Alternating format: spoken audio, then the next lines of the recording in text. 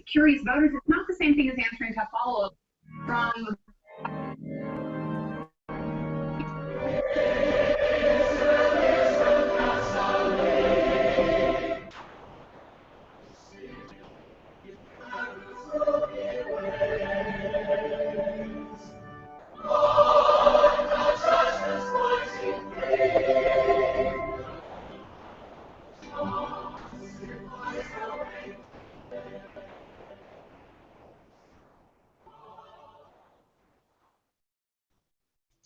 Well, here we are. Hopefully you can hear me now and see me. I had to restart the broadcast, so we're a little bit late, but welcome to our show. This is the Voices from the Dust TV for Tuesday, the 12th day of May, 2015. We welcome you to our show, even though we've plagued with technical problems. Here we try to share the reason for the hope within us, the reason why the Latter-day Saints are Christians, and the reason why you should be too. Our message not only explains what distinguishes LDS Christian doctrine from non-LDS Christian doctrine, but it also explains why the Latter-day Saints, since 1845, have declared that the only salvation remaining for the Gentiles is for them to repent, to be baptized, and thus to be identified in the same covenant and to worship at the same altar as Israel. Well, we've discussed it now for, it'll be 2 years this August, and we're still plagued with technical difficulties. We had a long stretch there where everything went smooth, but now for some reason we've got all of this problem. Last week we couldn't even continue with our program. We didn't even broadcast, so we're going to be doing that program today that is entitled Exposing the Mormon Mind, a Conflict Between Two Worldviews. And this is our first episode in that. But you can find our past episodes on our website, voicesfromthedust.org. That's, excuse me, voicesfromthedust.org. Just go there and click on the menu item TV. You can then select YouTube or Google Plus or Facebook from which to watch our program. And there's also our past programs listed by month there in the archives below the live player. Well, we're happy to have Roy here. I don't know if I'll be able to hear you, Roy, but if you want to say good morning, go ahead. I can't hear anything. Good morning. Can you hear me? Anyway, good morning. Glad to be on the show. Glad to be on the show. I'll be listening and watching. Well, I see you unmuted your mic, but unless I make a change here, see, this is going to be very awkward. Everything was working yesterday just fine, but today, for some reason, it didn't want to work. So now, can you hear me? Yeah, I can hear you fine. Oh, I see. Wait a minute. Okay, yeah, so you're talking. Well, all right. I don't know what you're saying because for some reason, let me check one thing here.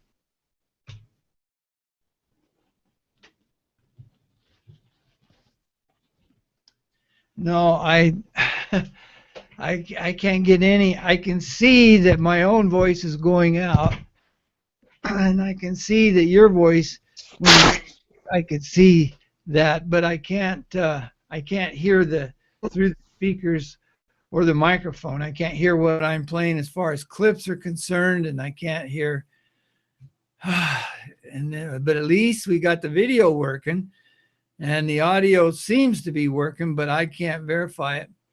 Well, anyway, notwithstanding all these problems, and it looks like Roy's gone now, but this is the first episode of our new series entitled Exposing the Mormon Mind. In this initial episode, we lay the groundwork for a conflict of two worldviews. It involves 2 worlds, 2 testaments, 2 churches, 2 books, and 2 men, all of which help expose the Mormon mind, which looks back to the beginning age of man in order to understand the future age of man in the struggle to engage the present age of man. In conflict with this Mormon view of 2, however, the non-Mormon mind acknowledges only 1 world, 1 testament, 1 church, 1 book, 1 man, which sadly has left it in an awful state of blindness. In the 1 world view of the non-Mormon mind, the Luciferians are emerging to dominate their 1 world, to counter their 1 testimony, to usurp their 1 church, and to nullify their 1 book, and to demonize their 1 man. On the other hand, the Mormon view of 2 worlds makes it relatively immune to the attack of the global elite, in that it provides an alternative to this Luciferian hell that is coming up, which the non-Mormon mind cannot perceive. An alternative to that without the knowledge of the restoration, you can't perceive that there is an alternative to what is happening, except maybe in death, which is not very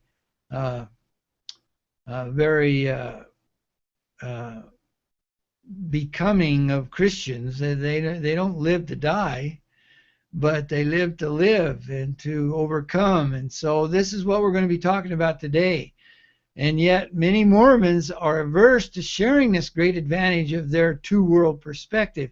And one instructive example of this serves to dramatically demonstrate their reluctance, and we're going to be showing it today, as well as its unfortunate result. But this has become clear. Before we get into it, though, we need to understand recent developments concerning the controversy of Zion. We've discussed in several past programs the division in the creedal Christian community between those who believe that the God of Israel has cast off his ancient covenant people Israel and replaced them with Gentile Christians, the so-called supersessionists, those who believe in what's called replacement theology, those who believe that are opposed, though, to those who consider it to be heresy, and these are the so-called restorationists. So it's dividing up into 2 camps, really, the supersessionists and the restorationists. Now, we played several video clips showing Paul Wilkinson's efforts to counter the supersessionists as a Christian dispensationalist, following the theology of John Nelson Darby. Remember, Wilkinson is the author of the book For Zion's Sake, Christian Zionism and the Role of John Nelson Darby.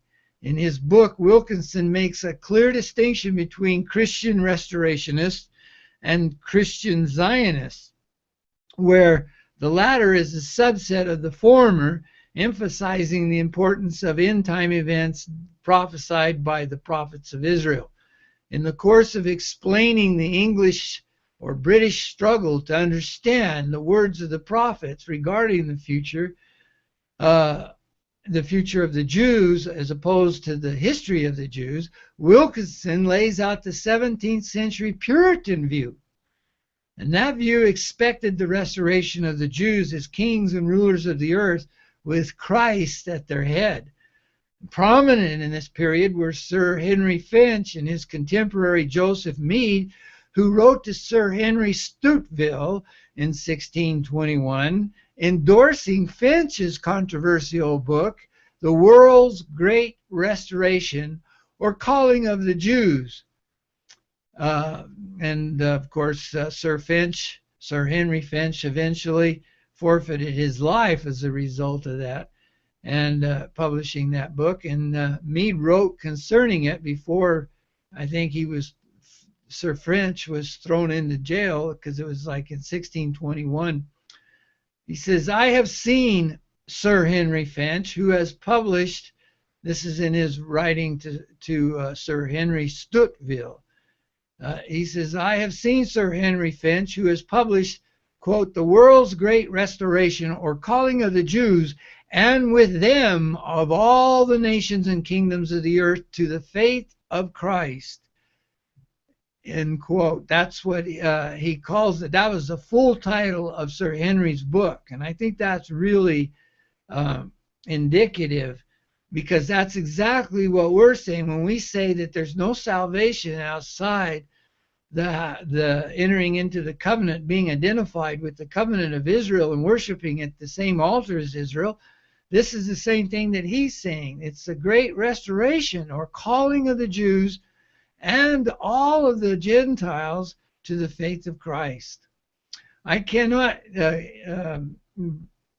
Mead goes on, Joseph Mead goes on the right, I cannot see, but for the main of the discourse I might assent unto him. God forgive me if it be a sin, but I have thought so many days, I have thought so many a day, he says. But the things which touches his majesty in this point, he goes on to write, I shall write out for you verbatim. And then he quotes, the Jews, and he's quoting from Sir Henry Finch now in his book, the Jews and all Israel shall return to their land, and ancient seats conquer their foes, and have their soil more fruitful than ever. They shall erect a glorious church in the land of Judah itself, and bear rule far and near. We need not be afraid to aver and maintain that one day they shall come to Jerusalem again, be kings and chief monarchs of the earth, sway and govern all for the glory of Christ that shall shine amongst them. End quote. This was really a hard thing for the king to take, of course, and he eventually threw Sir Henry Finch into prison, and he lost everything. He lost all his property, he lost his family, and he finally died as a result of his sufferings because of what he said in this book. But Mead goes on in his letter to quote other authors who were supporting Sir Finch's assertion. He writes, quote, the Roman name, I will speak it because it must one day be, wrote one, shall be taken from the earth, and the empire shall return to Asia. And again shall the east bear dominion, and the west be in subjection. Oh, man. That is the end of the quote there that Sir Mead quotes, or not Sir Mead, but Joseph Mead quotes from somebody he doesn't name, that the end of the Roman Empire was coming. And of course, this is way before the founding of America and its rise to prominence kind of as the representative of the remnant Rome. But here now this becomes a prophecy that the empire shall return to Asia. And we see the caliphate rising. We see the BRICS nations rising. And again shall the east bear dominion and the west be in subjection. That is really coming true. And then he goes on, he says, Joseph Mead says, in another place, and then he quotes, Asher and Egypt, all these large and vast countries shall be converted to Christ, the chief sway and sovereignty remaining with the Jews, end quote. And then Mead adds, all nations shall honor them. The king says he shall be a pure king, and he is so old he cannot tell how to do his homage at Jerusalem. I imagine that's what he was saying, you know, in a very understated way of his anger. Well, anyway, about this same time, as I've already mentioned, the king, who here is King James I, literally destroys the life of Sir Henry Finch and also his publisher for publishing all this in an attempt to suppress the truth of Israel's destiny, because he could not brook the idea of being subject to the Jews. Well, of course, that was close to 400 years ago, and so many generations have come and gone since then that the promised that the Gentiles would have forgotten all about this promised future of Israel, Zion, no doubt, if it were not for the United Nations establishment of the modern state of Israel in Palestine in 1948, and the controversy it has raised on the world stage ever since then, given the Holocaust that preceded it and all the difficulty that we've gone through. But as a result, then, Zionism is a political term much more potent today than its religious counterpart. I remember when I first came across that as a young missionary in Chile, we were singing about Zion, we were talking about returning to Zion, but down there they were very upset whenever they heard the word of Zion, because they were most of them socialists down there. That was before Allende and his taking over as a communist down there. But so they were very strong. So if you talked about Zionism, they didn't understand it in a religious sense. They only understood it in this political sense that we all understand it now.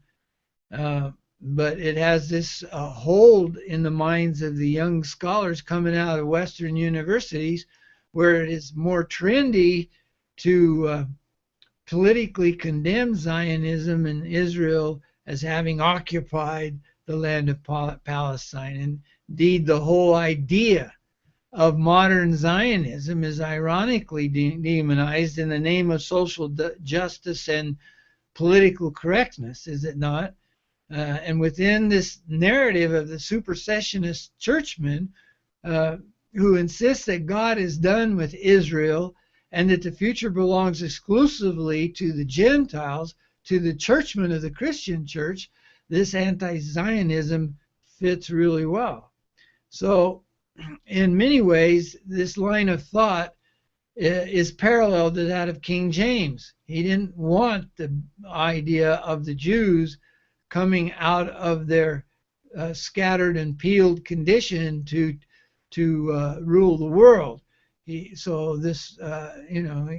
don't know why he thought it was so imminent that it would be of any danger to him, but evidently they thought that it was pretty imminent, and so he threw Sir Henry Finch together with his publisher into prison for publishing his book on the restoration of the Jews. Well, as we touched on last week, however, another modern champion of Israel's restoration is Joel Richardson, who, like Sir Henry of old, understands the importance of the words of the prophets and their prophecies concerning the destiny of the Lord's people, the house of Israel, and so on. And he's standing up to the supersessionist churchmen, much like Sir Henry did. Well, he wasn't able to stand up to him, but he was a prominent lawyer. He had a lot of sway in those days. He was appointed into the court of the king and so on, and until the king got upset with him, maybe I'd like to read the full story, but was probably persuaded by others to throw Sir Finch into the prison. But the supersessionists teach that the Christian church has superseded Israel in the eyes of God. And so now we're going to watch a video clip of Richardson being interviewed by Carl Gallups that will explain this. Now, I can't hear what's being played or what anybody might say, so I'm hoping that this will go out all right. I have to kind of do some switchology things here to make sure that it goes out if it doesn't. So let me play it here and see what happens.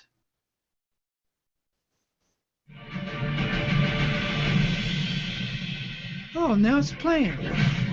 His name is Joel Richardson. A lot of you know him because he is a New York Times best-selling author of The Islamic Antichrist, The Mideast Beast. He's a Middle Eastern expert. He is he's written, his latest book is When a Jew Rules the World. Joel, I read that book last week. I was on the airplane going up to and doing a TV show up there, and I read it and didn't finish it on my flights, but then when I got to my room up there, I finished it. Joel, excellent book. When a Jew rules the world. Excellent book, Joel. Listen, there is as you have stated it, a global controversy raging over the whole issue of Israel and the returned Israel and Israel's place in the world and whether nations should stand with Israel or not, whether America should stand, whether the church should stand. And of course, for generations in America, it was a given that we should stand with Israel and the church should stand with Israel. But it seems like there's a falling away from that now. Why is that happening? What's going on, that phenomena? Yeah, I mean, there's numerous reasons why that's taking place, but there's no question that many of the college-age Christians, kids that are at seminary, becoming really trendy, incredibly fashionable to come out as anti-Israel. You've got various professors and conferences in Israel now, and it's sweeping large numbers of young evangelicals. And, maybe, you're on Facebook and your friends' kids are posting articles, and you need to be able to, as you said, you know that you should stand with Israel, but you're not always sure how to articulate exactly why that is. Right. You're dealing with your little pseudo-intellectual 20-year-old friend or whatnot on Facebook. And what I do is I really try to lay out the theological, the historical, the present day, and even the eschatological, the future biblical reasons why we should stand with Israel and what that means, and do it in such a way that it really is, we're taking very complicated matters, making them very simple, laying out very simple arguments that anyone can understand, and right. strengthening those that already stand with Israel, but helping many to answer a lot of the questions, as you said, that they've always believed it, they just weren't quite sure how or why.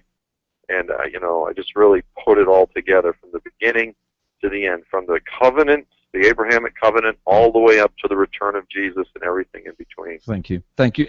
And when you say everything in between, I mean, to come against Israel, particularly a returned Israel in the last days, which is the fulfillment of a 2,500-year-old prophecy, and we're the only generation to see that happen. To come against that, to stand against that in the last days, is to trash the teachings of Jesus himself, and it's to trash the teachings of the Apostle Paul and the New Testament, right? Yeah, see what happens is you have these theologians, they're real good at sort of twisting things around. And most of the supersessionists, the replacement theologians, some of them say they're fulfillment or inclusion theology. It's really, it's all the same. It's semantics. But what they do is they look primarily at the events of 70 A.D., when the Romans came in and destroyed Israel. Right.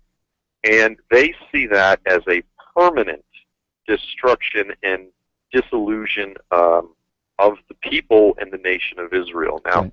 Those of us that reject replacement theology, we acknowledge that was God carrying out the curses of the Mosaic covenant. It was God's chastisement of his people. Yes. But we say that was temporary. Yes. And that he has always planned on bringing them back to the land and restoring them, as he always has done throughout history. Yes. Well, the problem, Carl, is once you say that God did this permanently, and then Israel comes back to the land, then either one, God failed, or right. You're wrong. Right, right. And they don't want to admit that they're wrong, so they have to try to cast the present-day nation of Israel as being something that is purely in the will of man, or even in rebellion against God, and they have to cast it as fundamentally perverted or evil. Yes. And undermine it because it's undermining their theology. Exactly. And never mind the fact, Joel, we got to take a break, and we're going to talk more about this, but never mind the fact, Joel, that here it is sitting there, so it doesn't agree with their theology, so they've got to undermine it, yet the scriptures written 3,000 years ago in the beginning and all the way through proclaim that in the last days Israel would return, and there it sits, and they have to deal with that. So, and we have to throw it in their faces. Yeah. We have to throw it in their faces. I take a whole chapter, and I've got about 20 different guys that hundreds of years, 1,000 years ago, before Israel was reestablished, they looked at the scriptures and they said, Israel's going to come back in the land, form a nation, form a government. It happened. These guys predicted the future. Right before our eyes. Sure. Yeah, excellent.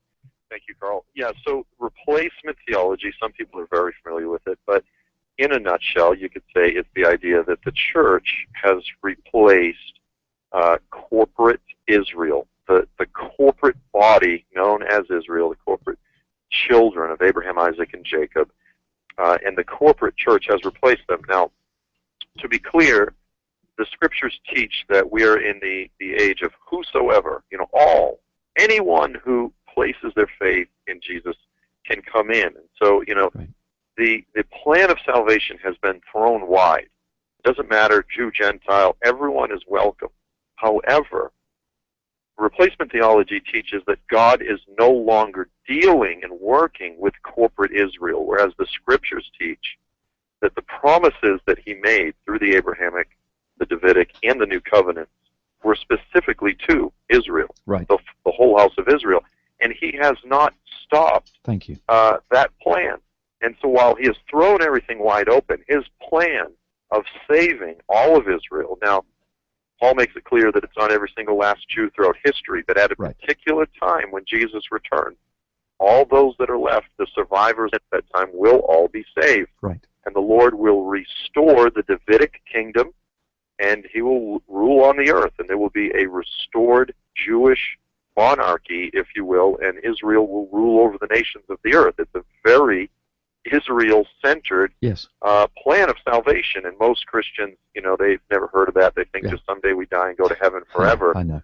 They're not really taught that there's a restored Jewish kingdom on the earth, and we're going to dwell in that and be part of that with immortal bodies. So that's replacement theology. Now, what I call the dangerous or deadly logic of supersessionism or replacement theology, those are just two terms for the same thing, is simply this, we talked about it earlier, the idea that God is permanently done with Israel. He destroyed the nation in 70 AD. He dissolved them as a people.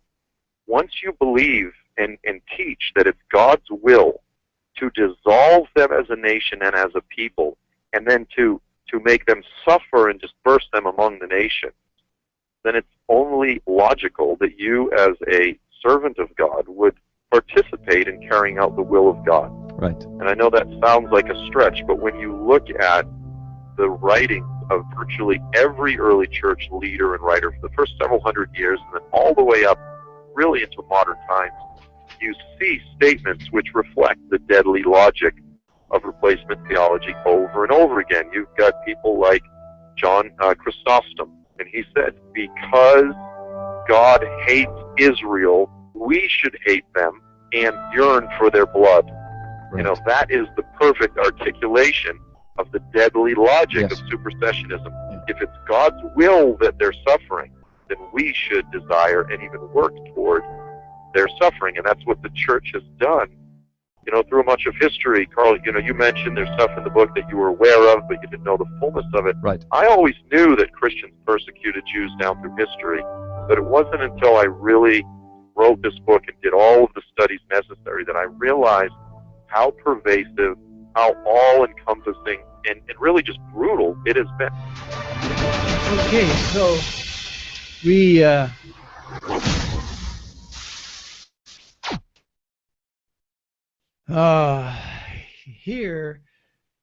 see that here Richardson lays out a major social dynamic that is playing out in our day, wherein traditional Christian churches have been led down a theological path by churchmen and academics to oppose the modern state of Israel and the whole idea of Zionism, of the return of the Jews to their lands of inheritance. And as Richardson observes, this teaching has been very effective among the young evangelicals, where it's becoming a trendy, politically correct thing to accept, even though it's thoroughly misguided scripturally wise. Well, knowing this, and that the words of the prophets clearly detail the world's great restoration or the calling of the Jews, Richardson wants to throw it in their faces, as he said, in an attempt to make the narrative that we would prefer, and what we might call the destiny of Israel as exaltation narrative, more trendy than the fate of Israel as damnation narrative. consequently, we see again where history is kind of repeating itself. The assertion here of the supersessionist churchmen is that the replacement of the nation of Israel by the Gentile Christians is justified by ancient historical events, interpreted in the light of selected scriptures, while the restorationist churchmen insist that such an assertion contradicts the prophecies of the prophets of Israel, which clearly provide for Israel's place as the apple of God's eye forever, and that modern historical events actually validate that view, namely, of course, the restoration of the Jews to the land of Palestine. Interestingly enough, though, as the debate rages on and all of this religious controversy turns into political controversy, eventually leading to war and much bloodshed, as we know, the question must often be asked, according to Joel Richardson, the question most often asked of him when he's speaking, and others have said the same thing as we've seen before, is this: where does the land of America come into all of this? Where does the land, what's the role? Jim, what was his name? Forgot now. Jim starts with a G. Anyway, remember he was saying right on air, and we challenged him, but of course he didn't want to talk to us about it, but he invited people, he said, that could help him understand the role of America in these end time events. He would welcome them, and I tried to contact him, but because we're Mormon, the smoke screen blinds their minds and they harden their heart. But last week, as I mentioned, I wrote to Joel Richardson, urging him to read the Book of Mormon, knowing that the words of the prophets of Joseph, with their clear vision of the future of Israel and God's love for them and promise of how he would remember them in the latter days, that those words would enter into the heart of Joel Richardson with more power than any modern world's words could ever do. So I believe this too, because he believes, as he says in another place, if there is one foundational issue that people need to begin with, he says, if they want to discern what's taking place on the earth, they need to begin with an understanding of the certainty or the centrality of Israel in the ongoing plans of God, and how Israel and all of us fit into that. Well, I've received no answer to my email as yet, but in the meantime, I've come across something that I had never heard before that plays into all of this, something which I discovered as a result of finding out more about Richardson's new book, When a Jew Rules the World, which Carl Gallups is so enthused about in the video that we just watched. I was listening to a talk given by Joel Richardson to the Emmanuel Church, somewhere in Wisconsin, I believe. I'm not sure where exactly, but he explains in this video much of what he writes in his new book, which is so important to understand regarding the centrality of Israel. He always repeats that phrase, the centrality of Israel, in arriving at a correct theology and understanding the fulfillment of end-time prophecies, which again, when I heard all this, made me yearn to share the Book of Mormon with him, of course, and how wonderful it would be if he could just read the words of the Book of Mormon prophets, I thought, concerning the restoration of Israel, the role of the land, choice above all other lands, America, the land of Joseph, which we call America, and the plan of the Father to gather in his people from the four winds and establish them here in this promised land and build a new holy city to be called the New Jerusalem, and that the Gentiles would be, in, as Sir Henry Finch put in the expanded title of his book, they're not left out. They're invited to come as well. They're called. It's the calling of the Jews and to all of the nations to come unto Christ. And so for him to know that the Gentiles would be able to come into this covenant and assist his covenant people is very, very important.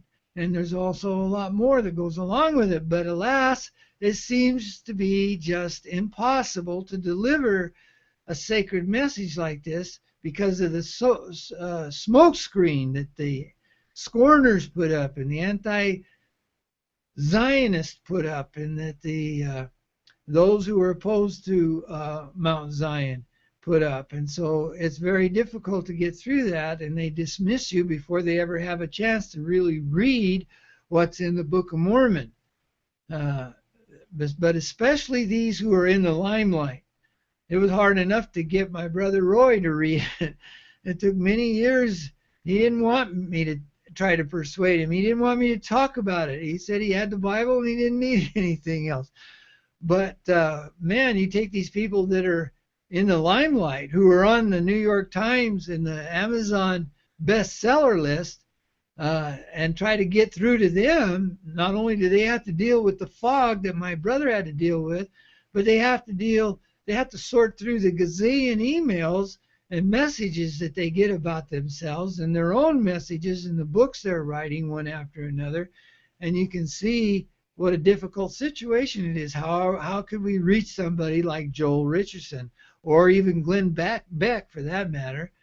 And to make it even more pungent, I want to share a little video clip from Richardson's talk at the Emmanuel Church, where he admits that the question that he gets most is about the role of America, which seems to be so absent in the scriptures for those who are Bible students. And even if it is there, some people say, oh no, it's there, but it's so minor. Their role, the role of America is so minor in the Bible that they dismiss it easily. But hopefully when I play this, you can feel with me the growing pathos of this drama, where people are coming so close to the truth, like Joel Richardson, and yet are so far away at the same time, and it's almost impossible that we can reach him. So let me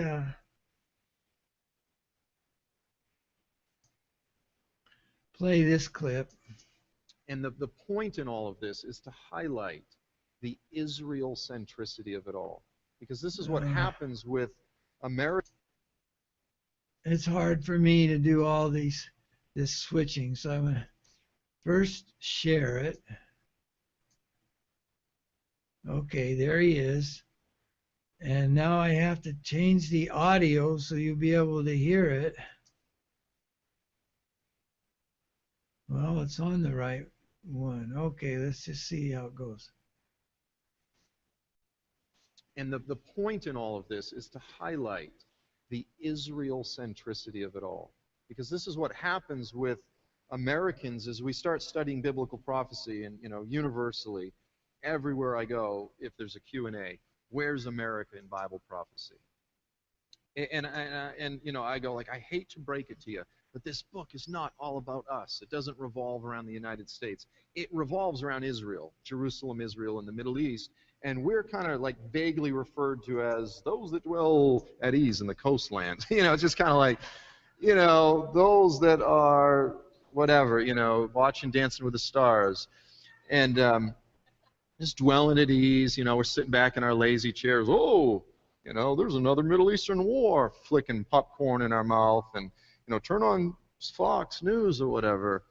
Kind of the bravery of being out of range, but to get the biblical context. And so really what we're talking about is a thoroughly biblically contextualized perspective on the end times.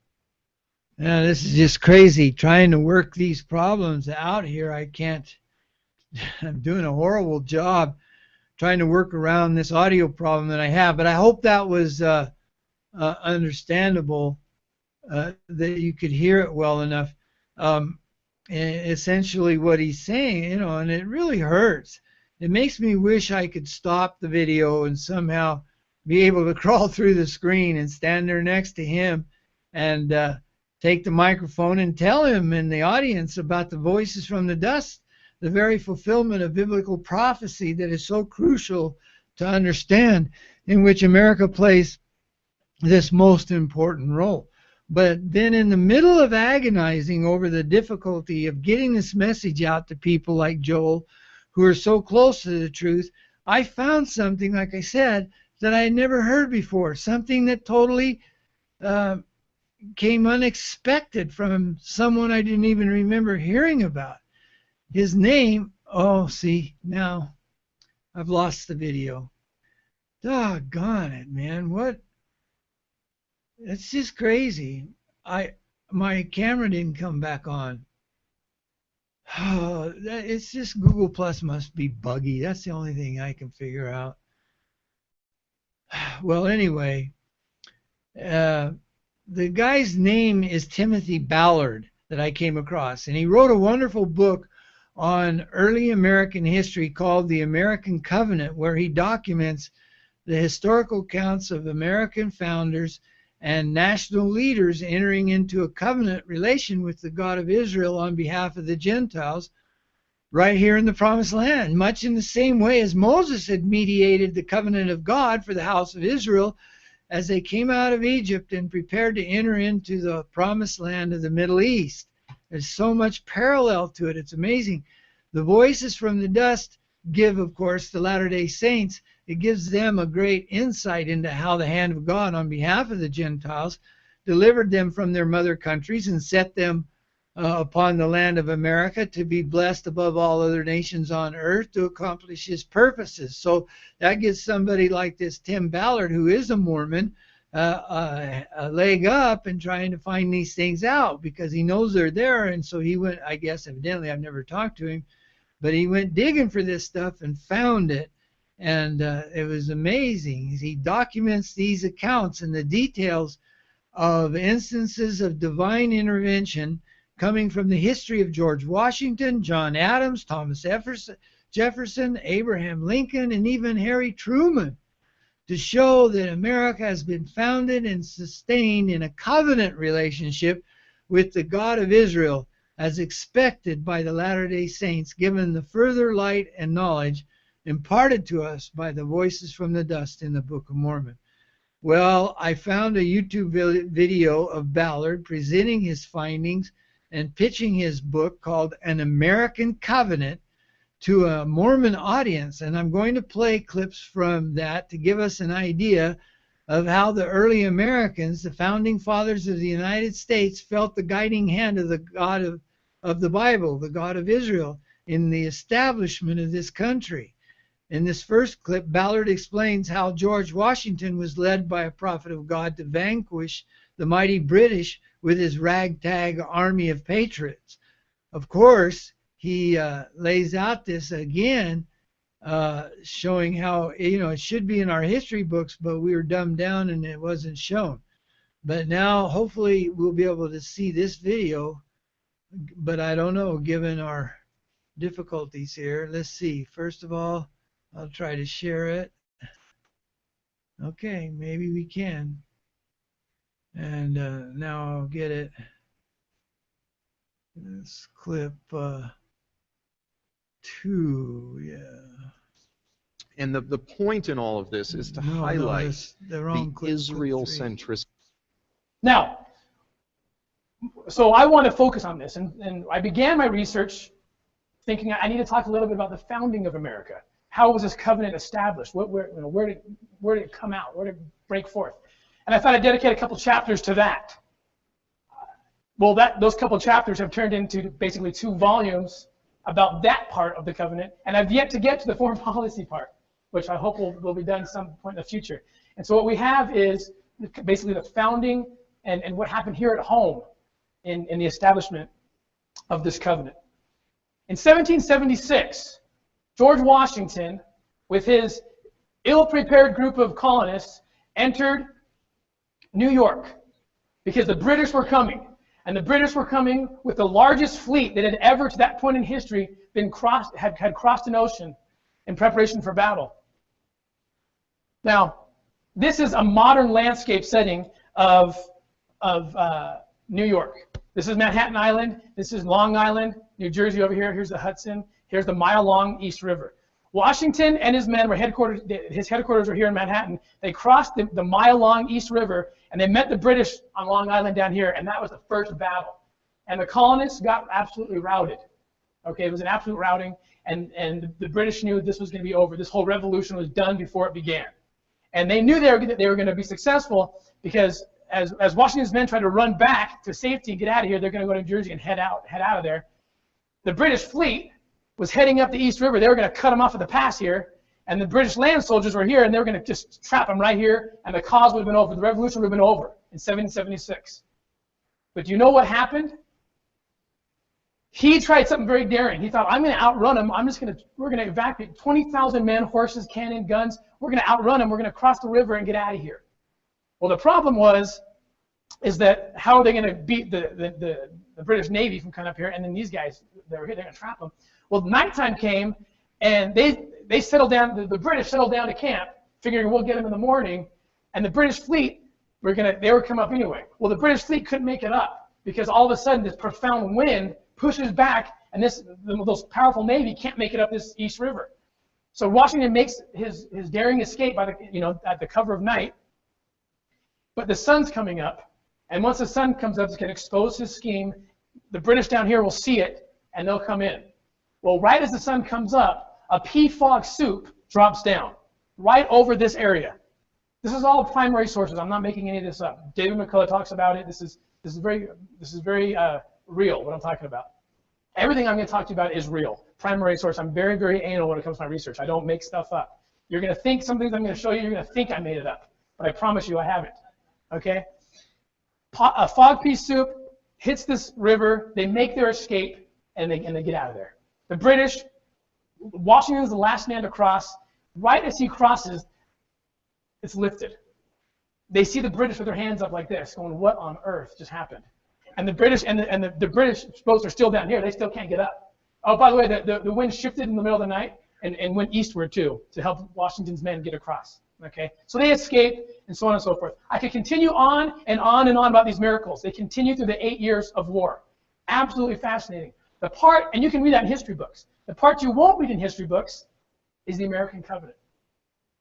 Right before this miracle happened, George Washington issued this general order to his people, to his men.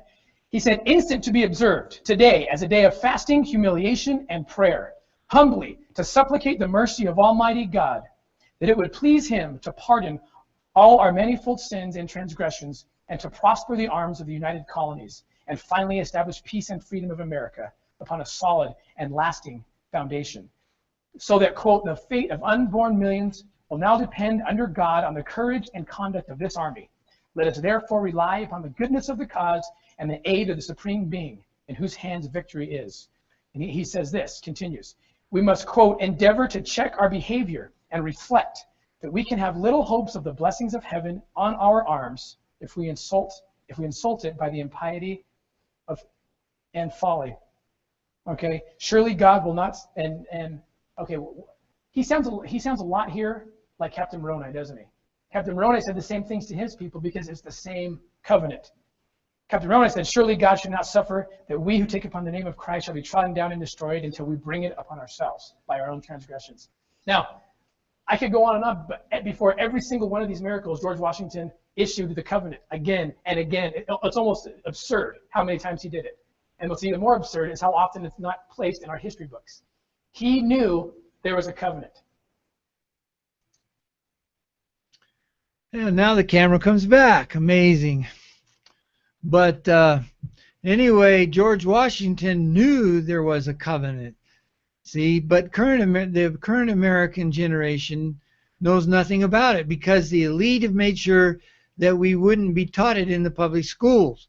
The curriculum of which has been deliberately dumbed down in this and many other respects, as we well know now, thanks to Charlotte Iserby, the insider who's exposed their evil deeds and designs. But Ballard goes on to expound the biblical connection of America that I first learned about listening to Rabbi Jonathan Cahn, who wrote the book entitled The Harbinger, which also parallels Israel with the United States of America. He draws this parallel between the United States of America and ancient Israel in terms of covenants made with the God of Israel. Rabbi Kahn's American Harbinger revolves, and that's a warning, right? The Harbinger means a warning of things to come. and it revolves around a central event of George Washington's presidential inauguration, which significantly enough took place at what has come to be known as ground zero of the 9/11 attack in New York City. In his teaching, the rabbi refers to the American covenant made by President Washington during the event, but it is Ballard that explains the crucial connection with the Bible, as we'll see here now in this next clip.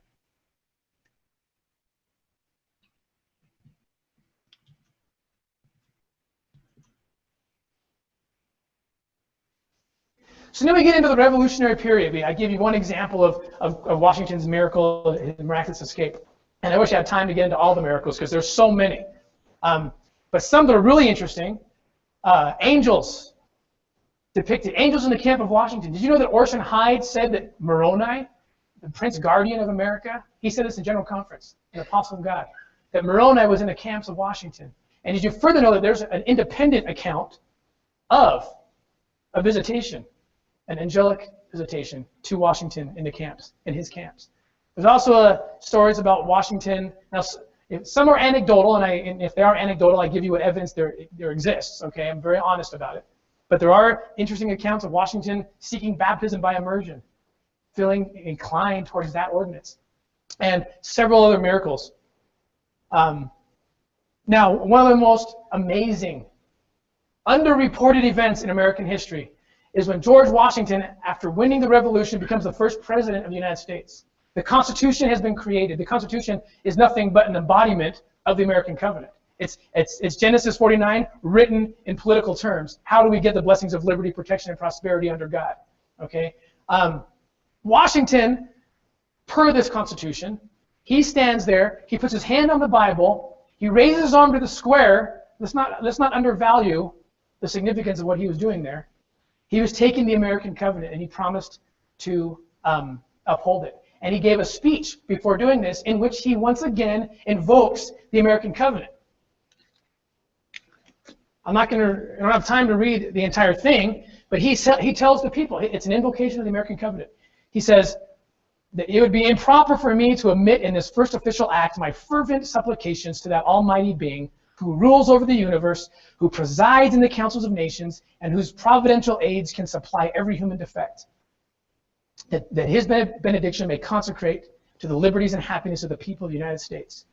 And he says, we ought to be no less persuaded that the smiles of heaven can never be expected on a nation that disregards the eternal rules of order and right, which heaven itself has ordained. He invoked the American covenant again and again, and our historians don't want to recognize this, but he did. Now here's the other part that the historians can't even recognize it if they wanted to, okay? When George Washington took his oath of office, armed to the square, hand on the Bible, historians to this day marvel at why he just openly opened the Bible at random. For such a symbolic person as Washington was, why didn't he pick his favorite scripture? Because every other president seems to do that. Why didn't Washington do it? Because it's just a bunch of gargled Old Testament language, and he just opened it up because out of haste. That's what they tell you. All historians say it. Or they don't report it at all because it's just insignificant.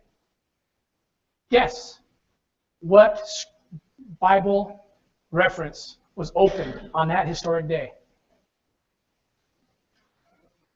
George Washington opened up Genesis 49 and placed his hands over the promise of Jacob that Jacob made to Joseph about a land. What's significant about this is nobody knew about this until Joseph Smith came along to explain who Ephraim was in this whole thing and how this all connected. You're not going to find any theologian then or today talking about Genesis 49 as America. The restoration of the gospel, the light of that movement, was what brought that knowledge. And yet George Washington opened to that scripture.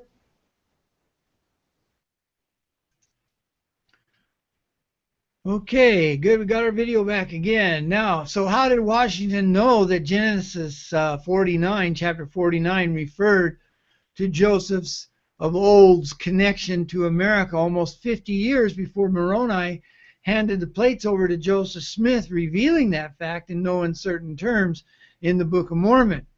Well, we can only guess, of course, but Ballard focuses on the fact that the Pilgrims, who were firmly entrenched in the restoration narrative of Sir Henry Finch and Joseph Mead, were repeating the experience of other nations like Israel and the Jaredites when the Lord brought them to the Promised Land by the power of his arm. Now let's watch the next clip where Ballard goes on to explain. This is just a repeat of what happened with Lehi and Nephi. They crossed over, and the blessing was now in effect again. The American covenant was now in effect again. And here's where some fascinating things start happening. Here's a depiction of them on their boat and the Pilgrims crossing over. And what did they say as they were crossing over? What did they do when they came to the land? The account of the Pilgrims landing at the New World is basically just a verbatim account of when the Jaredites landed. They land, they hit their knees, they kiss the ground, and they make a covenant with God. Now, John Winthrop, one of the leaders of this group, you would swear on your life that he was holding a Book of Mormon in his hand when he established the American covenant here on this land. He almost copied what Lehi said. He said, liberty, protection, prosperity, obey God's commandments, and we will prosper in the land. They knew who they were, and guess what else they said about themselves? They said, we are the new Israel. They said that 100 times. The Puritans named their land Salem. Where was that derived out of? They knew they were the new Israel. Samuel Sewall, one of the Puritans, he said that he recognized that the natives that they're mingling with, they were the lost tribes of Israel. And he was trying to bring them together, and he wanted to have build the kingdom of God together with them. He didn't have a lot of followers in that idea, okay? But he believed that. Now, here's the question you're going to ask. Well, if the stick of Joseph is basically a manifestation of the American covenant, how come the stick of Joseph only tells us the story of Manasseh? We only get Manasseh's side. Are you sure Ephraim was part of this? Are you sure there was really a second founding of the American covenant? Because the stick of Joseph only tells us one side, only Manasseh's side. And the answer to that is that no, it doesn't. The Book of Mormon also tells of the second founding. We read 1 Nephi 13, and do we even realize why we're reading that? The entire chapter of 1 Nephi 13 is a vision that Nephi's having of the second founding. What does he see? He sees Columbus. He sees the Pilgrims bringing the Bible, the covenant across. He sees the Revolutionary War. He sees the war. He sees the restoration on the back of that revolution, standing and the new books being restored. They see it. What did Jesus Christ say as a resurrected being standing amongst the Nephites? He said, this land will at some point in the future, he's talking about the future, this land will be established by the Father, and it will be established in freedom by the Father. He talked about the second coming around of this American covenant. And there's many other places in the Book of Mormon. The Book of Mormon truly is an account of both Manasseh's fulfillment and Ephraim's fulfillment. So the Pilgrims believed that they were this new Israel, but not in the sense of today's replacement theology. Far from it. They saw themselves as part of Israel, as having entered into the covenant, the ancient covenant, but with the knowledge of Jesus Christ as the promised Messiah. They understood that they, as branches from the wild olive tree, as Paul was explaining in Romans chapter 11, and as Joel Richardson keeps trying to point out to Gentiles today, they had been grafted into the highly cultivated and tame mother tree, the prized natural tree of Israel, and that was the prized tree of the, what do they call him? The master of the vineyard, the husbandman of the vineyard, the Lord God of Israel. They understood that. They were humble, they were grateful, they were faithful, and they knew that the Lord had mercy on them and would continue to do so, provided they continued faithful. Otherwise, they too would be cut off from the covenant, and Israel grafted back into the mother tree again, according to the Word of God. So Ballard points out, though, that the voices from the dust reveal for the first time what the Pilgrims suspected all along. This is not really clear in the Bible, though they were able to understand to a certain degree. The American Aboriginals are from the house of Israel, from the tribe of Manasseh in particular, and as Sir Henry Finch made clear, when God calls the people of Israel in the latter days, he was going to call the Gentiles as well to join with them. That was an important part, see? So it's Israel that will be saved along with all the Gentiles as the Lord's. And you know, Paul, when he understood these things, went into the, you know, very elaborate words, or I can't think of the word I'm trying to, ecstatic, more or less, where he was saying, oh, the power, the glory, the intelligence of God, you know, who could have, you know, and he understood it. So I can't remember, I used to have it quoted, but it's great because he saw how the Lord's plans was so transcendent, and how great and merciful and marvelous his wisdom. But later now, through the modern revelations of the Restoration, we learn that the descendants of Joseph through Ephraim lost their identity with the tribe of Joseph and became identified with non-Israelite tribes, which were called Gentiles. Thus, the two foundings of covenant nations in America actually consist of those pertaining to the two tribes of Joseph: Manasseh, the Native Americans, Native North Americans, and Ephraim, who are identified with the European Gentiles. Ballard goes on to show how the American Civil War was also connected to the American covenant through the travails of President Lincoln, and how the Book of Mormon and the establishment of the church plays an important but hidden role in Lincoln's coming to terms with Gentile America's forsaking of that covenant and their subsequent redemption through repentance. It's very interesting. Let's watch the next clip,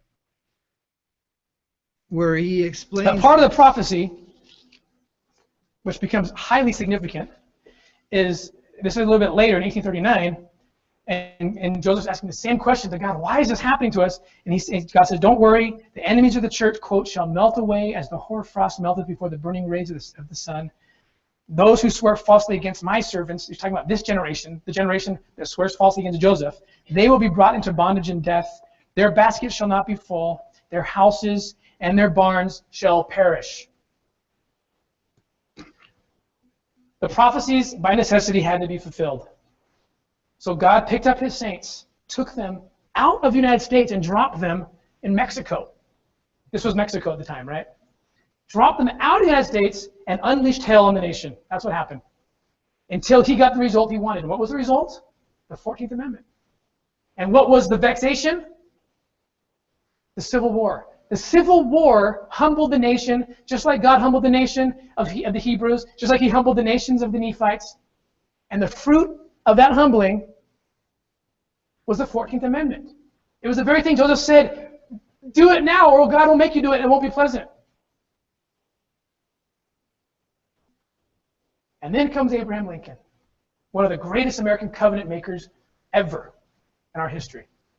When he showed up on the scene, this gentle man who shouldn't have even been there, how he got elected, no one really knows, because he served one term of Congress. Besides that, basically just a lawyer, state legislator, a little bit. Basically a no-namer. Shows up, becomes the president, and when the war broke out, he was not converted to Joseph's vision. In fact, when he launched the attacks against the South, it was just to bring them back. But he wasn't about changing the Constitution. He didn't want a 14th Amendment. He didn't want to free the slaves. That was not his intent. He told the South in his first inaugural address, just come back. Everything can be the same. He needed the vision. And so as part of that process, he needed to be humble too.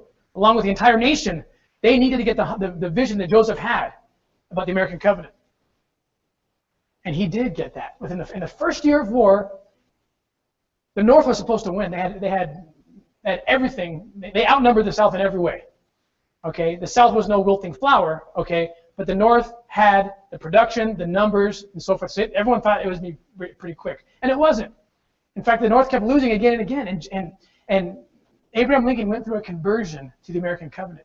He called it a process of crystallization. He started acting kind of bizarre to some people. He started disappearing, and like they'd find him reading scriptures in his bedroom or in a closet on a steamboat one time. He started talking about God all the time, and he started saying, God wants this to happen. We're both wrong. Both sides are wrong here. We don't understand what this is about. This is about God doing something to this nation. He got this message. It was absolutely astounding. And when he came out of it, he said, this is a process of crystallization I've gone through. Part of his humbling process included this awful event, right? And that during that first year of war, when his little son, his 12-year-old son Willie dies, his best little friend Willie, and it's just heart-wrenching to see. His secretary's talking about how he walked into his office after Willie had finally died of typhoid fever, and he just put his just big gangly body just kind of collapsed on the floor and just fell apart. He would hide himself away every Thursday. That's the day Willie died, and for months, and he would just cry. They'd hear him just weeping. And this on top of this war that he's presiding over, this gentle man who couldn't even hunt. He hated death so much he wouldn't even see animals die. Okay, and he's presiding over this war, and he knows that God's telling him to. Because he said it. He said that God is telling me this has got to go forward. This is a humbling process for the nation. And he caught the vision. Now, the first step in this vision was free the slaves. So,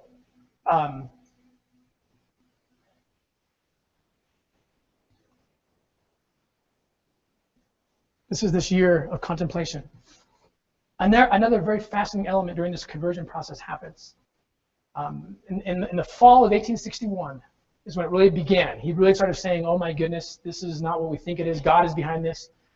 He checked out a book at the Library of Congress. He had that book for 8 months exactly.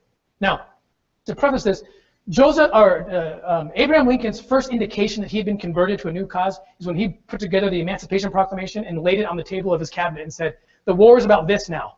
And everyone said, are you crazy? The war is not about this. We want the South to come back with slavery, with the Constitution as it was. But we know that God knew that the Constitution wasn't being interpreted correctly. A new system needed to be added to it because they didn't listen to the wisdom of the founders. And so he checks this book out. He has this book for 8 months.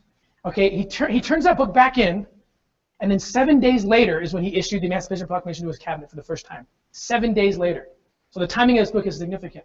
Also significant about this book is it's the one book that existed on the earth at this time that, like no other book, explained the American covenant about a nation being righteous and being having to deal with scourges and vexations of God if they're not righteous. Specifically about the American covenant. The book that he had during that time period was the Book of Mormon. I'm not making this up. I've seen the records. He signed for them himself. And Abraham Lincoln was probably our most avid reader. He didn't check books out to not read them. I can guarantee you that. And especially when it happened for 8 months.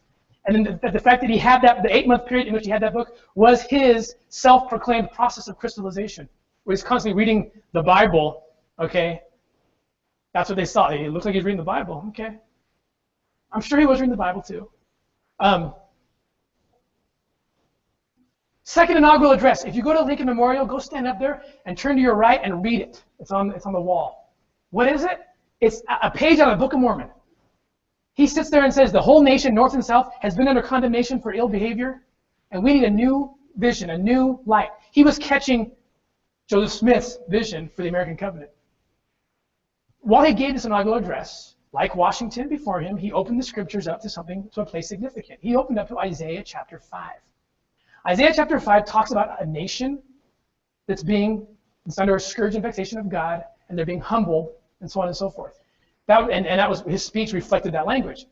When he bent down to kiss the Bible after he was sworn in, this is his second swearing in. This is about a couple months before he was assassinated. He reached down and he kissed, according to Salmon Chase, who administered the oath. He said she intentionally kissed 25 and 26. Now here's what's significant about Isaiah 5. If we in our Sunday school manuals, if we read Isaiah 5, we know that Isaiah is talking about latter-day America.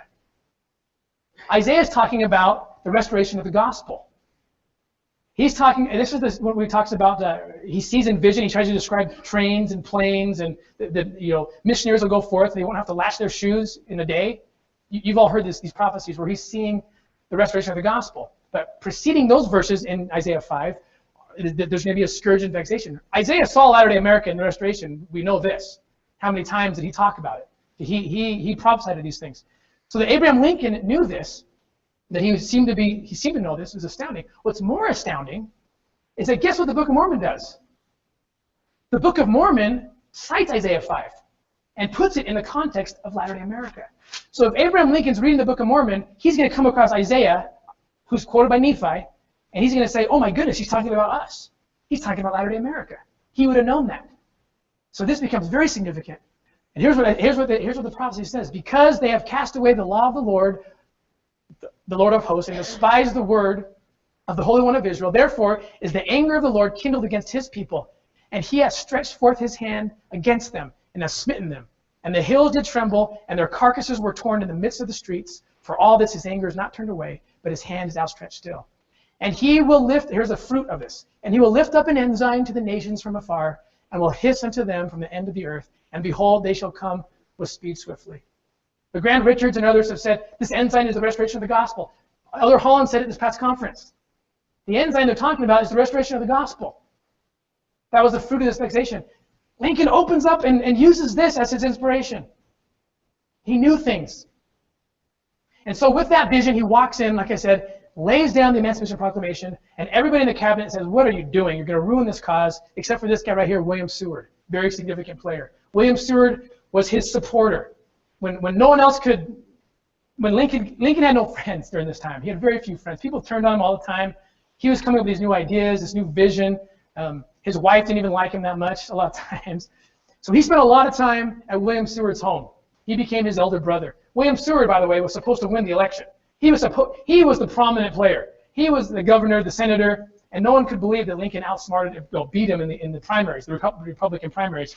But then Lincoln does the humble thing and asks him immediately, will you be my Secretary of State? And they become best friends. William Seward, unsung hero of this cause. It's kind of like a Joseph Hiram situation here.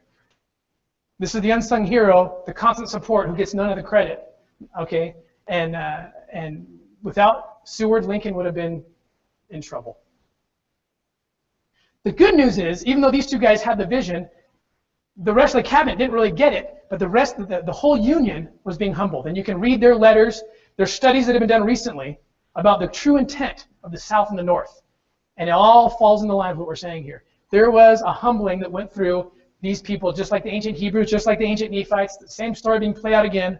They were humbled, and they caught the vision of the 14th Amendment, and they started fighting for that. They caught Joseph's vision.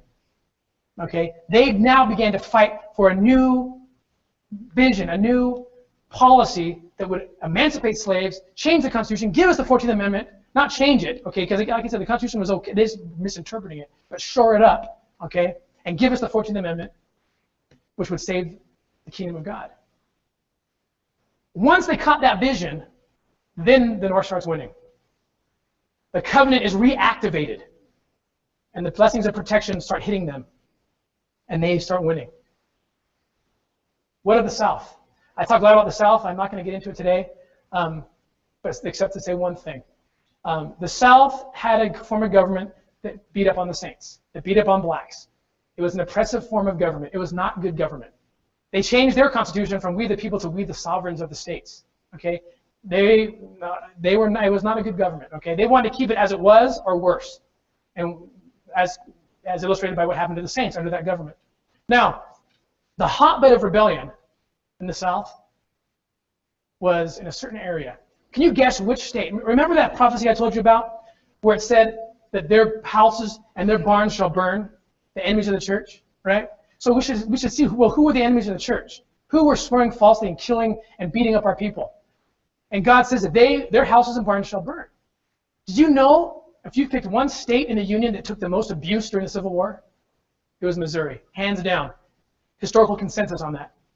Because the war actually started before 1861, okay, in Missouri. And it was a hotbed. The adversary had a grip on that part of the world, on that part of the nation. For reasons we know. He knew that we were trying to build Zion there. So he set up his camps. The Union recognized those camps that the adversary had set up. And they got so sick and tired of this hotbed of rebellion and what they were doing that there was Union Order number 11 in the latter part of 1863. They went into Missouri and they said, all of you, out. And they leveled the town. They leveled the county.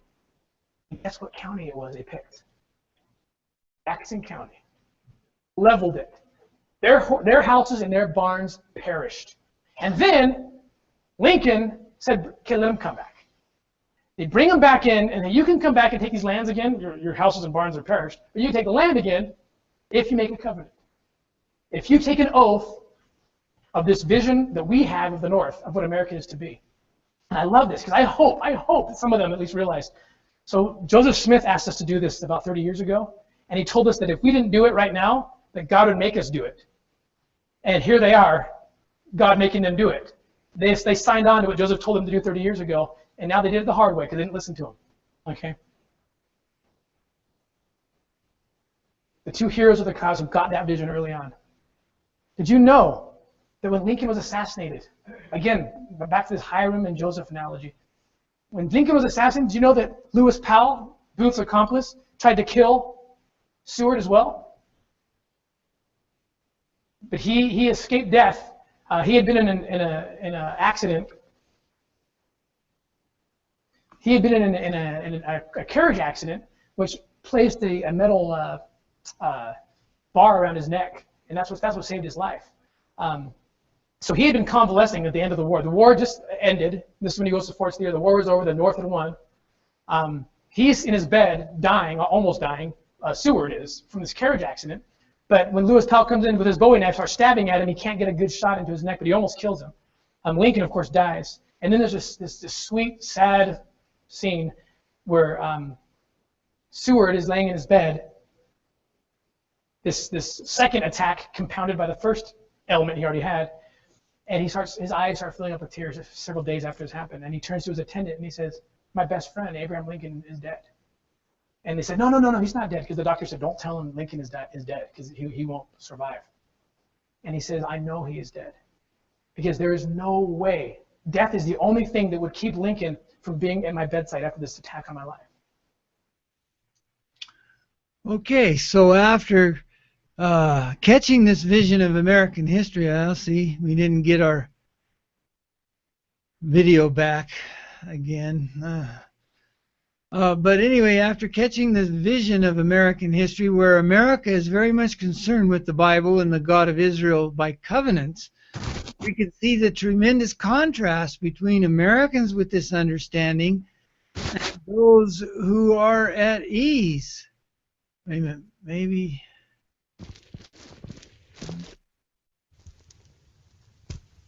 Can you hear me, Doug? Talking, Roy, I guess I can't hear you. You can't hear me at all? Okay. That's my problem. I can only see indications of the audio going through, but I can't hear it. Oh, it looks like you're leaving. All right. Well, anyway, the point is, after catching this vision of American history, where America is very much concerned with the Bible and the God of Israel by covenants, we can see the tremendous contrast between Americans with this understanding and those disconnected modern Americans of today who are at ease watching world events swirl around Israel from the safety of their non-threatened living rooms. This picture that Joel Richardson paints that does not recognize America's connection with Israel or any role that is being played by Israel, by America in God's plan as we read about it in the Bible. So,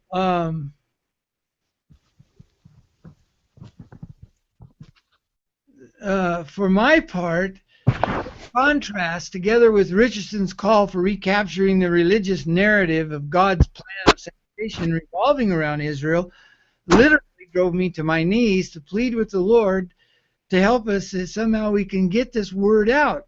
How can Richardson, Carl Gallups, and a whole host of other evangelical leaders that we talk about on this show not know about these things? How can we at least get them to consider that America too is a vital promised land, and that the Lord has wrought these mighty works upon her and has pronounced so much about her as can easily be discerned in the words of the prophets once one is in possession of the key of knowledge, which is the restoration in the Book of Mormon? I know that my pathetic attempt to write Richardson is not going to get it done. Hold on here. It's just totally blank. I should be able to, maybe if I turn.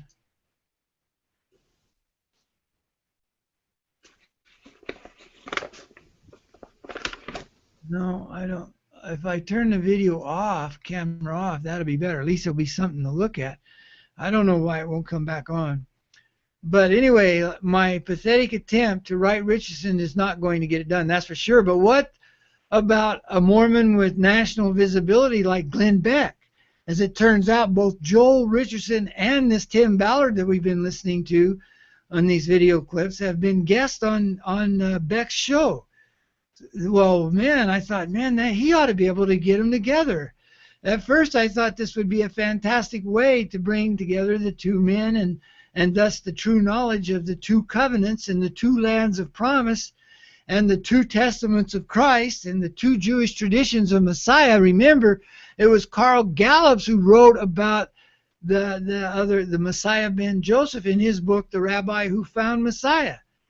I could almost imagine all of them sitting around this large table on the set of Blaze TV, where the truth supposedly lives, as they say, discussing Genesis 49 as the prophecy of Joseph being led to his promised land, and as recorded by Nephi in the Book of Mormon, and the rise and fall of Christianity in America centuries before the arrival of the Christian pilgrims to America, and the discussion of the great and marvelous work as fulfillment of Isaiah's words by the Father for the sake of his Son, and how all that plays into the world events where the great and abominable church, founded by the devil, gathers multitudes upon all the face of the earth, which we can see happening right before our eyes, to fight against the Lamb of God, whose church was to be established by the Father among the Gentiles, who would not harden their hearts, so he could show his power unto them, as he sends the fullness of his gospel to his ancient covenant people, the house of Israel, to gather them from the four winds and bless them, according to all that has been written concerning them, while the world is engulfed in total war, which we see happening. Wow, what a scene this makes in my mind. What a conversation this would be. However, as anyone acquainted with these people would expect, it can never be brought about. We know that. We're not naive enough to believe that the reality of economics, politics, religion, and social events and a social condition, the human nature, do not simply make such a meeting impossible. We know that's true, yet I could hardly wait to see if Glenn Beck had interviewed Tim Ballard about his book, The American Covenant, either on his radio show or on his TV show, because I figured if he had, I could at least send it to Richardson's and Gallups, even though without much hope that it would make any difference. But anyway, I was not only to be disappointed in this desire, but what's worse, I discovered something that just grieves my soul even more.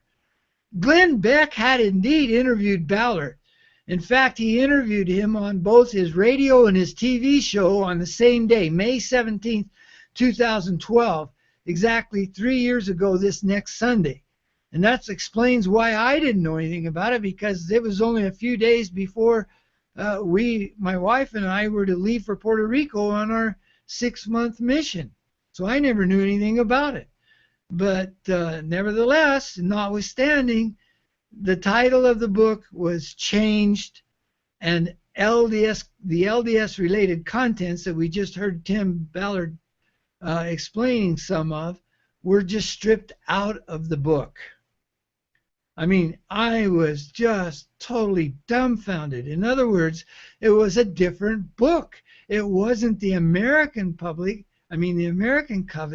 It was a different book published with a different title. It was simply called The Covenant, so that the idea of the restoration of the two leading tribes of Israel, Ephraim and Judah, one in America with its new testimony of Christ, and one actually it's the Old Testimony of Christ, but newly revealed testimony of Christ, and one in the Middle East with its familiar testimony of Christ. The two sticks that are to be brought together as one when the two nations become one, as the Lord showed Ezekiel. All of this was completely lost. So now let's watch a clip of the radio show first, which took place in the morning of May 17th, 2012. Let me pull this up here. Okay, so that would be this clip. Tim Ballard is with us, and I want to tell you the story of how this book, why this book is important to me, and why it should be important to you. About 2 years ago, correct me if I'm wrong, Pat, wasn't it about 2 years ago? It was before we went. It was before we went to Israel, maybe a year and a half ago. I went to some of the biggest scholars on American history, and Peter Lilback, who is a George Washington, he probably knows more and has more record of what George Washington said and wrote about when it concerns God than anybody else. He's probably the biggest name in George Washington religious information. And I called a few of these professors and researchers up, and I said, listen, I have a theory. I have a theory that we made a covenant, starting really with Columbus. Really, then again, it really took shape with the Pilgrims. They honored that covenant. That gave us the generation of the founders. And with Whitefield coming over, he laid the groundwork to really cement it. And George Washington and the founders made a covenant with God.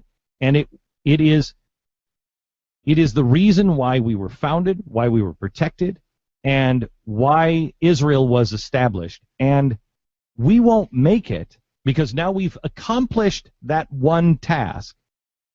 The question is now, are we over? Because I believe all the founders saw it. They were laying the foundation. Are we over, or do we renew the covenant? Every single one of them said, you won't be able to prove that. Except for Peter Lilback. Peter Lilback said, Glenn, I can't think of anything that says that that's true. And I said, Peter, would you be willing to look into it? Just look into it. He called me 3 months later, and he said, Glenn, I can't believe it. There's a ton of evidence just from George Washington that that's true, that that's what he believed. He actually published a little teeny book on the founders and Israel based on that theory. So now fast forward, Pat, when was it? Fall of last year? Someplace, yeah, because we were still in New York City. Mm-hmm. I hear about somebody who's working on the covenant, the founding fathers. I hear about this. Separately, we get a phone call. Pat gets a phone call from somebody who knows you and says, Pat, you guys have got to get together with Tim Ballard because you won't believe what he's found. It's exactly the same thing. You've done all the homework. You've done all of the research. This is not your field of expertise. This isn't really even what you were setting out to do when you were going to write a book, right? That's right. What were you? Bring the microphone into you. What exactly was your goal of when you started to write this book, or when you started to do the research? What were you doing? My background is in kind of the foreign policy apparatus. I work for the United States government. I do a lot of work overseas, and I was fascinated by the power for good that the United States is. I work in child exploitation, and I get to witness the greatness of this nation in liberating the oppressed overseas and abroad, and I thought I'm gonna, it kind of informed my research into the foreign policy side of things, and so I wanted to look into that. I thought, hey, I'm going to write a couple chapters on the founding to kind of set this up. Well, those couple chapters turned into a whole book because I was absolutely shocked at what I found. The question I had is, what is the power for good? I mean, 200 years. I mean, this country's an infant, 200 years old or so. Why are we so powerful? What I found was that word, the covenant. The founders knew of this covenant. It's a covenant attached to the covenants of ancient Israel. They knew that power, they tapped into that power, and it worked. We were talking yesterday off air about the prayer at Valley Forge, where George Washington gets down on his knees, and he always prayed looking up. He always was praying up to God. And he was very, very humble. And here he is in Valley Forge. He goes off into the woods by himself, and he kneels down in the snow. He always knelt when he prayed, and he spoke his prayer. Unbeknownst to him, he thought he was alone. There was someone who was on the side of the British watching him. Isaac Potts. That's right. And he sees this. he feels this power. He feels the power of this covenant that Washington is making, this connection with heaven. He runs home to his wife and says, "We're on the side of George Washington. I'm changing sides because we're going to win this." He's like, it's over. For Great Britain, it's over. Right. You should have heard this man pray. And if this guy is praying, if this is what this is, he's using the power of God. It's over. It's an amazing story. Okay, so explain what the covenant is exactly. The covenant, well, really, we look at the Old Testament. The Old Testament establishes a covenant. God says to Israel, "I will be your God and you will be my people." And he promises them liberty and protection, prosperity, if they adhere to him, if they turn their hearts to him. And there's this story that develops in the Old Testament, a fascinating story. This story continues in the promised land of America. Do you have any doubt in your mind that Columbus, when he first went to Spain, he was so arrogant he didn't understand the covenant? But the second time when he went, after living with the monks for a while, he was humble enough to understand the covenant and got it when he first came over. He got it. And all you have to do is look in his book of prophecies, his diary, he named it this. Mm-hmm. He understood, he understood things so profound. He understood the connection to Israel. He believed that his discovery of this new world, what he thought was the Indies, he believed that this was going to create something, start a chain of events that would actually reestablish Israel. Exactly. Right. Exactly. And that's exactly the same thing that the Pilgrims felt. Exactly. The Pilgrims get here. They call themselves the New Israel. John Winthrop gives the speech of American literature, the City on the Hill speech. That's an invocation of the covenant. And he says, in his writings, it's a capital C, he puts the covenant. The covenant. We're making a covenant. We're taking out a commission, he says. And he repeats the same pattern. I mean, it's like reading the Old Testament all over again, reading American history. As wonderful as this is to know that Columbus, the Pilgrims, and the Founding Fathers actually entered into an American covenant to serve the God of Israel in righteousness in order to be the beneficiaries of his blessings, as was Israel, it is an even more amazing experience to sit here watching these two Mormons explain these things, knowing that they know that the truth goes way beyond what they are willing to reveal, and that they are holding it back for fear. Not only that, but it makes it worse even to know that they have conspired to hide the whole truth.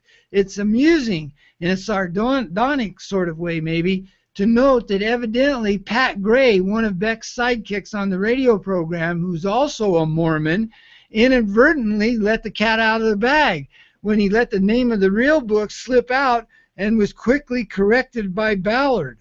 Let's just play that for a minute. I mean, it's very short, so you can see what I'm talking about. Back in just a second with Timothy Ballard. The name of the book is The Covenant, One Nation Under God. The American Covenant. Okay. Mm-hmm. All right. Well, it's actually now it's the covenant. Just the covenant, yeah. The Covenant, One Nation Under God. I think you were reading an early version of it. I think so. The Covenant, One Nation Under God. The American Covenant. Okay. Mm-hmm. All right. Well, it's actually now it's the covenant. The American Covenant. Okay. Mm-hmm. All right. Well, it's actually now it's the covenant. The American Covenant. Okay. Mm-hmm. All right. Well, it's actually now it's the covenant. I tried to kind of duplicate that a little bit so you wouldn't miss it, but that's amazing. It was so confusing to me for a while because I didn't know at first what they were doing. I didn't know that they had actually published a second book with the LDS content removed.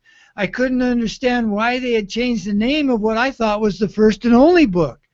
And when I finally realized the truth of the matter, that they had republished the book under a different title, and not only that, that they were being careful to hide the fact. Let's see. I wonder if I can pull that up. I had some graphics here on it, but I don't know if it's, yeah, maybe I can. So this was the book that I thought there was only one of them, but it turns out, of course, that was the original work, and they scrubbed it, changed the cover, and took all the LDS content out of it. And so I was just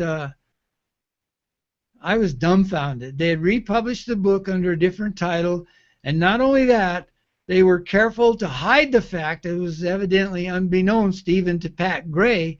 And so this was very devastating to me. There was no other word for it. But maybe, you can see they just don't think that they could do this right now. It would be too costly.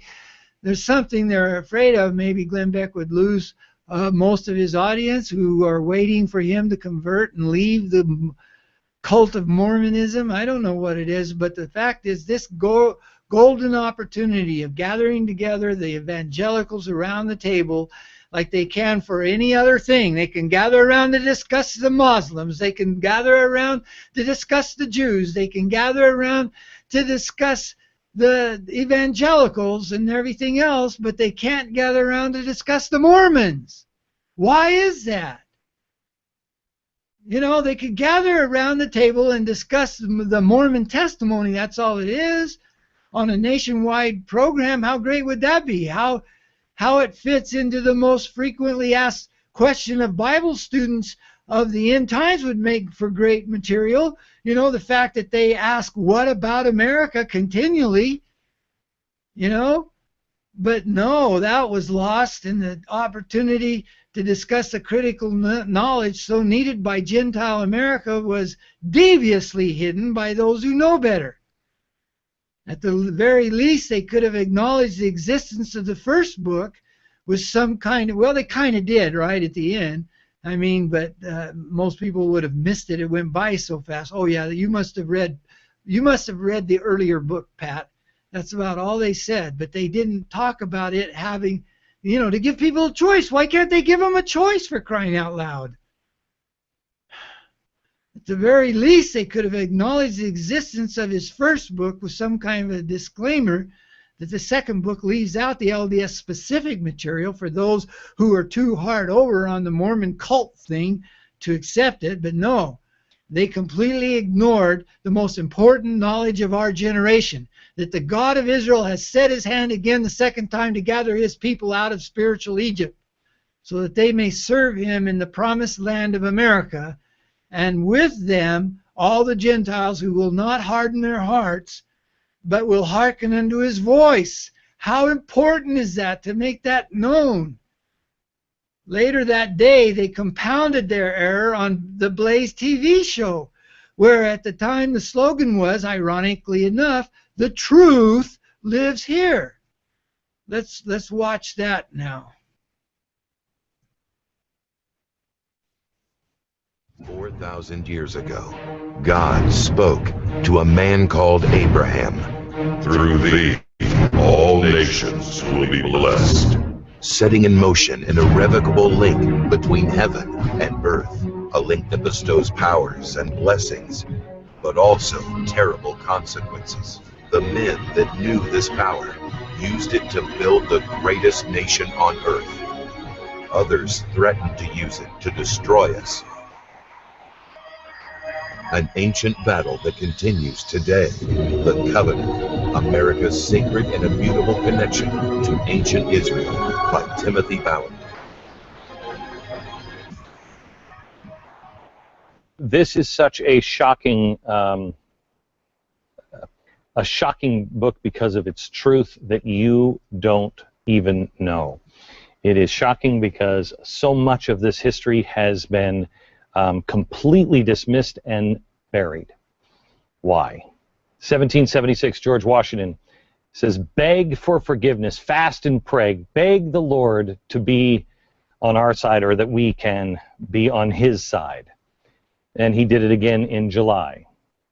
We'll explain what happened because of that day. I'm joined with Tim Ballard. He's a historian, author of The Covenant, available now at legendslibrary.org and also on Amazon.com. Welcome. How are you, sir? I'm great. It's great to be here. De Tocqueville said that we are, he's credited as saying, he found America's goodness in her churches. We are great because we are good. This is much further than just be good. That's right. Right? That's right. Take me from Columbus and tell me the story of what the covenant is. The covenant is, I will be your God, you will be my people. we read about this in the Old Testament. Well, what if the Old Testament story is replayed on American soil? And my contention is that it was. And we can go back to Columbus himself. What a fascinating person in our history that is completely underrated and cast aside. Columbus understood a lot of things about what he was doing. And he said, if you read in his journal, the Book of the Prophecies, he called it, he said, I am discovering a new world. He thought it was the Indies, but it was a new world. And it's going to begin a chain of events that will restore Israel. This is so amazing, as we talked about on my radio program today, because maybe 2 years ago, I went to a few scholars, including Dr. Peter Lilback, and I said, I'm telling you, we made a covenant, and our founders knew it, and it was all leading up to the founding of Israel. And the question will be whether we are now, if we've outlived our usefulness because we're no longer living the covenant. And Peter said to me, Glenn, he's a formal scholar on George Washington and his religious writings, and he said, I don't think you can make that case. And I said, Peter, would you just look? He was on the show a couple of months ago, and he wrote a little book about that big, just on what George Washington said about Israel. He called me up and he said, Glenn, believe it or not, I think you're right. I think you're right. And it only makes common sense. We talked about this earlier today. America's Prophet, this is Bruce Feiler. Excellent book. Great book. It's about how America, all the way from the Pilgrims and Columbus, knew. They knew they were coming over. I haven't read this. You got to read it. I got to read it. Yes. Okay. And then McCullough. Awesome. McCullough also talks about something that you talk about in your book, which is, he talks about the fog, but you talk specifically about the covenant of that fog. Right. Explain what George Washington did. On May 17th, 1776. Today, which awesome that I get to be here explaining it today. George Washington called his men to fast and pray. And he told them that we will only be victorious if God blesses our arms. And he actually issued that in conjunction with the Continental Congress. And he did it again in July. In fact, he did it before all the major miracles and battles that we can read about. And so he knew the British were coming. And he knew when they came, I mean, he's leading a band of citizen soldiers, farmers, and what's he thinking? How on earth is he going to take on the superpower of the world? Because he knows something, the secret. There's a covenant, and he can tap into it, and he's trying desperately to do it. He issues these calls. Ballard goes on to explain all about the American truth, and let me see if I can get, okay, now we get the video back. All about the American truth, all except its connection with Joseph and the voices of the dust, from the dust, testifying of the modern restoration of Israel and its testimony of Jesus Christ and the promise of the holy city to come, the New Jerusalem, when all will be invited to go there to gird up their loins, preparing for the second coming of Christ.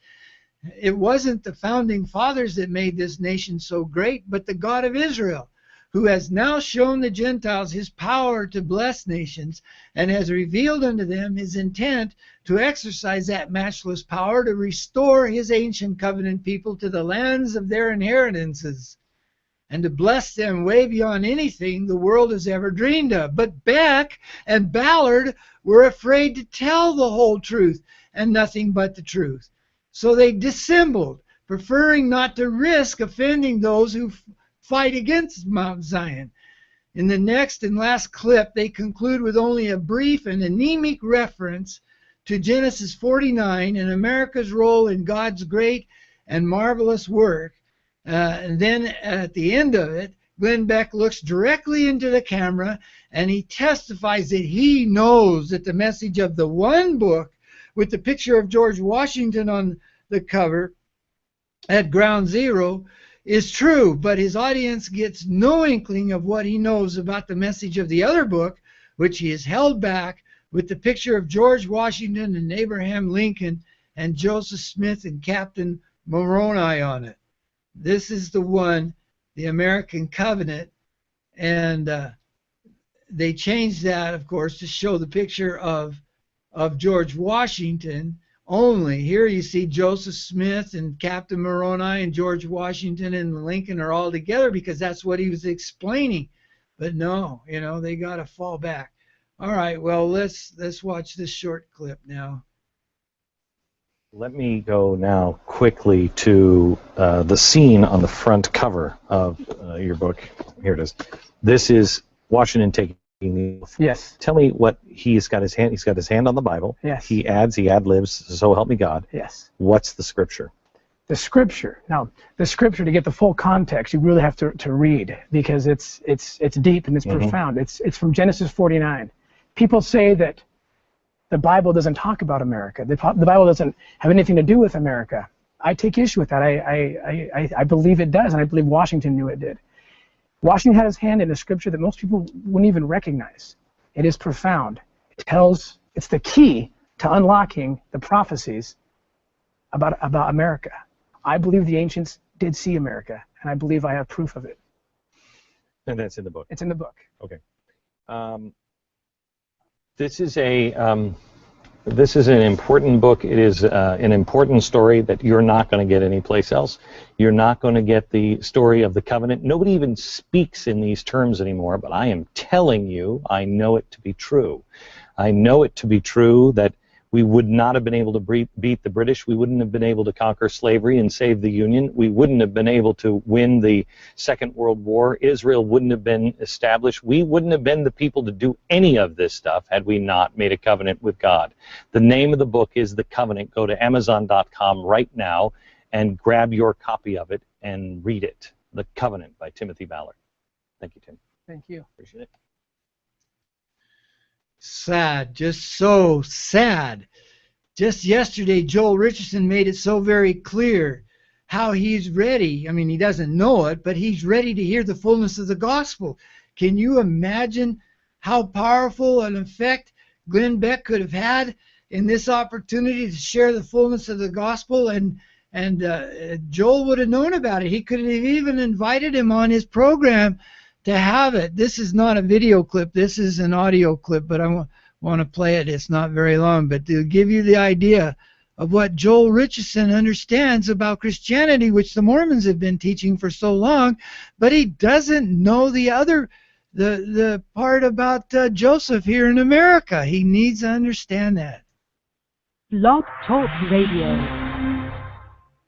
Have you been searching for a conservative talk radio show that covers issues you are interested in? Well, search no more. That show is Stand for Truth Radio, and I'm your host, Susan Knowles.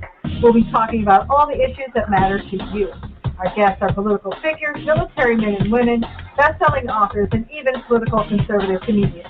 So join us every Monday afternoon at 2 p.m. Eastern on WNJC 1360 AM, and Stand for Truth.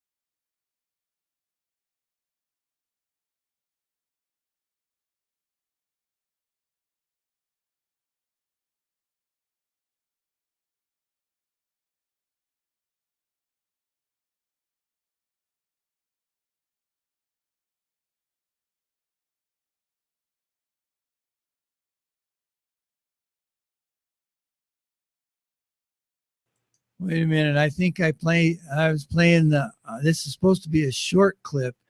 That's the actual original that I didn't mean to play.